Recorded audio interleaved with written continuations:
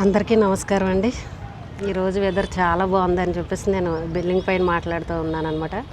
ఈరోజు వీడియో వచ్చేసి అత్తగారులు అందరూ చెప్తూ ఉంటారు, మా కోడలు నన్ను సరిగ్గా చూడదు, అసలు మాకు భోజనం కూడా సరిగ్గా పెట్టదు, మేము వృద్ధాశ్రమాల్లో ఉండాల్సిన పరిస్థితి వచ్చేసింది, మమ్మల్ని అస్సలు చూడట్లేదు మా కోడలు, నానా తిప్పలు టార్చర్ పెడుతుంది మా కోడలు అని చెప్పేసి చెప్పే అత్తలు ఉన్నారు.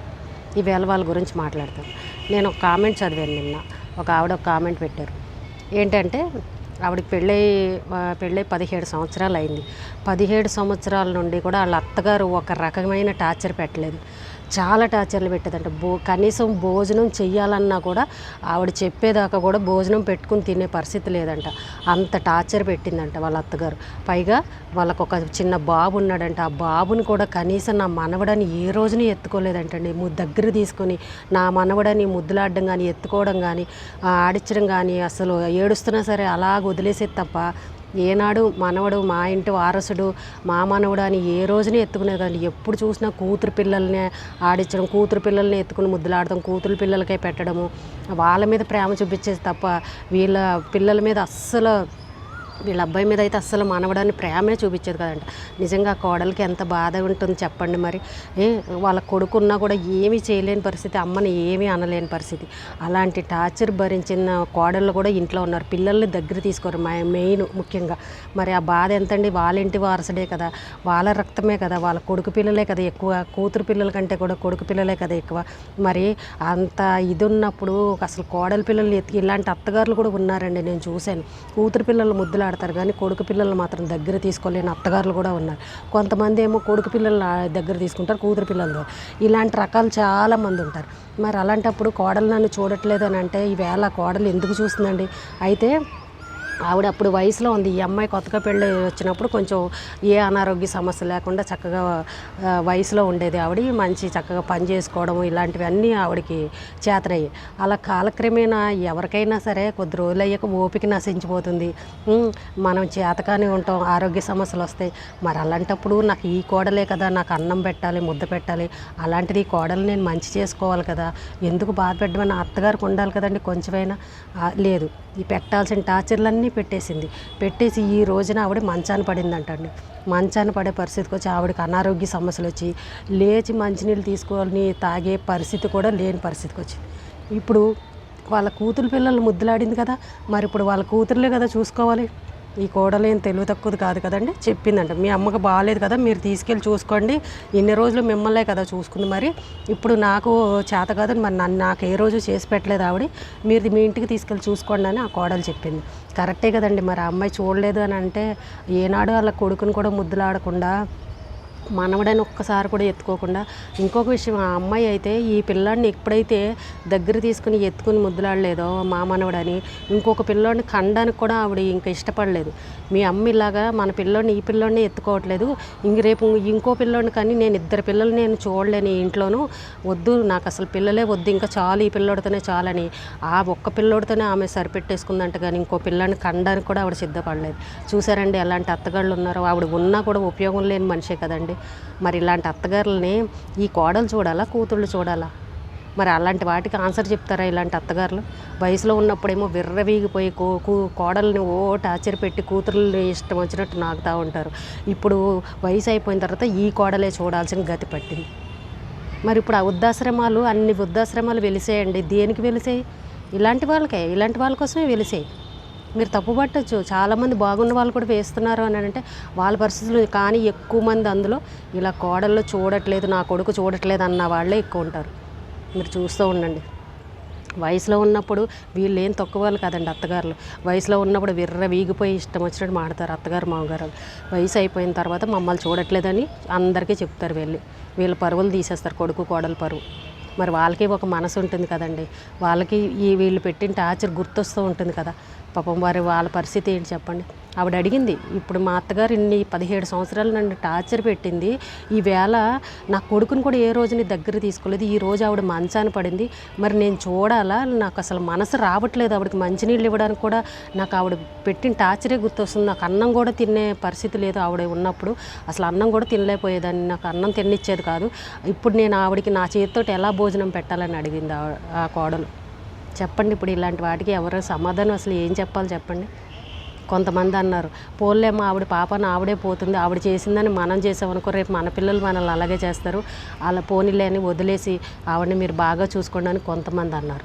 ఇంకొంతమంది అన్నారు, తీసుకెళ్ళి వృద్ధాశ్రమంలో పాడేయండి, ఇలాంటిది ఉన్న ఒకటే సచ్చినా ఒకటే, అలాంటి వాళ్ళ కోసం బాధపడే అవసరం లేదని కొంతమంది అన్నారు. అనరా అండి? ఇప్పుడు ఎవరి గతి అయ్యారండి? ఆ కోడలే కదా. ఎందుకండి కోడలను అలా ఏడిపిస్తారు? మీ కూతురులాగా చూసుకొని ఉంటే ఆ అమ్మాయి ఈ రోజున ఎంత బాగా చూసుకునేది మిమ్మల్ని. ఒక్కొక్కళ్ళు ఉంటారండి, తల్లి కంటే ఎక్కువ చూసే అత్తగారులు కూడా ఉన్నారు. అత్త కోడళ్ళు ఎంతో ముద్దుగా చక్కగా సరదాగా ఉన్న అత్తగారులు కూడా ఉన్నారు, మంచివాళ్ళు కూడా ఉన్నారు. అందరూ చెడ్డవాళ్ళు అని లేరు, కానీ మంచివాళ్ళు కూడా ఉన్నారు. కానీ చాలా మటుకు ఇలాంటి చెడ్డ అత్తగారులు ఉంటారండి. అయ్యో నేను ఇప్పుడు ఈ మాటలు ఈ అమ్మాయిని ఇంత బాధ పెడుతున్నానే, రేపు నా పరిస్థితి ఏంటి, నా కూతురు అల్లుడు వచ్చి చూస్తారన్న జ్ఞానం వీళ్ళకి ఉండాలి కదండి. ఇప్పుడు అమ్మాయికి మనసు రావట్లేదు. 17 సంవత్సరాలు నన్ను బాధ పెట్టింది, నేను ఇప్పుడు ఎందుకు చేయాలి? నా అత్తగారి కన్నా పౌరుషం పట్టుదల ఉంది అమ్మాయిలో. కరెక్టే కదండి పాపం. అలాంటి ఆడపిల్లలు చాలామంది ఉన్నారండి. ఈ అత్తగారులు ఎప్పుడు మారుతారో తెలియదు, కానీ ఒక వయసు అయిపోక నన్ను చూడట్లేదు, మా కోడలు ముద్ద పెట్టదు, మా కోడలు అన్నం పెట్టదు, మా కోడలు మంచినీళ్ళు ఇవ్వదు, నా కొడుకు పెళ్ళం మాటే వింటాడని ఊరు వాడ అందరికీ చుట్టాలందరికీ వీళ్ళ పేరు మాత్రం బయట పెడతారు. అల్లరి చేసి వీళ్ళు పరువు తీశారు. మరి వయసులో ఉన్నప్పుడు ఈ అత్తగారు కూడా అనుకోవాలి కదా, నేను ఓ ఇంటి కోడలనే, నేను కూడా ఒక ఇంటి దగ్గర నుండి అత్తగారు వాళ్ళ దగ్గర నుండి నేను వచ్చాను, అప్పుడు నేను ఎంత బాధపడ్డానో ఇప్పుడు నా కోడలు కూడా నేను అంత బాధ పెట్టకూడదు అన్న ఆలోచన అత్తగారికి రావాలి కదా. నేను ఓ ఇంటి కోడలని అని అత్తగారు గుర్తుపెట్టుకోవాలి కదా. అప్పుడు గుర్తురారా, నేను ఒక ఆడదాన్నే కదా, నేను అత్తగారు ఇంట్లోంచి వచ్చిన దాన్నే కదా, ఆ మనసు ఎలా ఉంటుందనేది తెలియాలి కదండి. అలా ఇష్టం వచ్చినట్టు బాధ పెట్టేసి ఓపిక అయిపోయి నీరసాలు వచ్చేసి ఇంకా లాస్ట్ ఇంకా కాళ్ళు చేతులు పడిపోయిన తర్వాత కోడలు గుర్తొస్తుంది. మరి కూతురింటికి వెళ్ళొచ్చుగా, వెళ్ళలేరు. అల్లుడు ముందు పరుగిపోతుంది కదా, అల్లుడు రానివ్వడు కదా. కూతురు చూడదు, కూతురు నేను చూడని చెప్పేసిందంట, నేను చూడను, వెళ్ళి మీ కోడలనే చూసుకోమని, నీ కొడుకు కోడలు చూస్తారు వెళ్ళి అందంట. చూసారండి, అటు ఇటు కానీ అయిపోయిందా. ఇప్పుడు ఈవిడ ఎందుకు చూస్తుందండి? మనసు అనేది ఉంటుంది కదా, ప్రతి ఆడవాళ్ళకి ఒక మనసు అనేది ఉంటుంది కదా, ప్రతి ఒక్కరికి ఒక రోజు అనేది వస్తుంది కదా. ఇన్ని 17 సంవత్సరాలు నీ రోజు వచ్చింది, ఇప్పుడు ఆవిడ రోజు వచ్చింది. ఇది ఎప్పుడు చేస్తుందా అని అనుకునే కోడళ్ళు కూడా ఉన్నారు ఇలాంటి టార్చర్లు పెడితే. మా అత్తగారు మంచిదని చెప్పేవాళ్ళు ఎంతమంది ఉన్నారండి, మా అత్తగారు గయ్యాలదని చెప్పేవాళ్ళు ఎంతమంది ఉన్నారు ఈరోజు సమాజంలో. ప్రతి ఒక్క ఆడపిల్ల చెప్పడం, నేను ఈ టార్చర్ ఇన్ని సంవత్సరాల నుంచి భరిస్తున్నాను, ఇన్ని సంవత్సరాల నుండి భరిస్తున్నాను, ప్రతి ఒక్కళ్ళు కామెంట్లు పెడుతున్నారు. అంటే వాళ్ళకి ఎంత బాధ ఉంటే వాళ్ళు అలా పెడతారు చెప్పండి. పరువు పోతుందని సంసారం వదులుకోలేక, పిల్లలు ఉన్న వాళ్ళైతే పిల్లల్ని వదులుకోలేక, పిల్లల భవిష్యత్తు కోసం, పిల్లలు తండ్రి కావాలని, ఇంకా వాళ్ళ భర్త గట్టిగా మాట్లాడలేకపోయినా ఇంకా అలా అణిగి మణిగి ఓర్చుకుని అలా సంసారాలు చేస్తున్నారు ఇప్పటికీ ఆడపిల్లలు. అసలు ఇలాంటి దానికి ఏం సమాధానం చెప్పాలో కూడా నాకు అర్థం. ఆవిడ పెట్టిన కామెంట్కి అయితే నాకు చాలా బాధ అనిపించింది. ఇలాంటి వాళ్ళు ఎంతమంది ఉన్నారని మీరు చెప్పండి. ఇప్పుడు అలాంటి అమ్మ ఆవిడ అలాంటి కామెంట్ పెట్టిన 17 సంవత్సరాలు నేను నరకం అనిపించాను, ఇప్పుడు నేను ఎందుకు చూడాలి ఆవిడ నన్ను అడిగింది. మీరు ఏం ఆన్సర్ చెప్తారు చెప్పండి. చాలామంది వృద్ధాశ్రమంలో వేసేసేయి, నాకు కుదరదని చెప్పి తప్పించేసుకోవడమే, కూతురులే పట్టించుకున్నప్పుడు నీకేంటి అవసరం అని అడిగారు. ఇప్పుడు మీరు అదే మాట అంటారా? కొంతమంది ఏమో పాపం అలా చేయకూడదు, మనం పాపం పుణ్యము భగవంతుడు తెల్లారు లేచి దేవుడికి దండం పెట్టుకుంటూ ఉంటాం, వాళ్ళు చేశారని మనం చేస్తే రేపు మన పిల్లలు కూడా అలాగే చేస్తారు, అలాంటివి చేయకండి, పోన్లే క్షమించి వదిలేయండి అని అనేవాళ్ళు కూడా కొంతమంది ఉన్నారు. మీరు చెప్పండి, ఇలాంటి ఆడపిల్లలకు మీరు ఎలాంటి సమాధానం చెప్తారో ఒకసారి మీరు కూడా కామెంట్ చేయండి.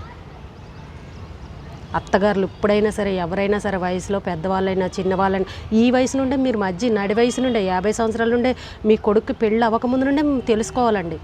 అత్తగారులు అనేవాళ్ళు, అమ్మో రేపు నాకు వచ్చే కోడలు నేను అస్సలు టార్చర్ పెట్టకూడదు, ఏమి అనకూడదు, నా కూతురు కంటే ఎక్కువగా చూసుకోవాలి, లేకపోతే నేను లేవలేని రోజున నా కూతురులాగా నన్ను చూడదు, నా కూతురేం చూడదు, నా కోడలే నన్ను చూడాలి అని ఏ రోజైతే మనసులో అనుకుంటుందో ఖచ్చితంగా ఆ ఇంట్లో ఎటువంటి గొడవలు ఉండవు. మీ కోడలు కూడా మిమ్మల్ని బాగా చూస్తుంది.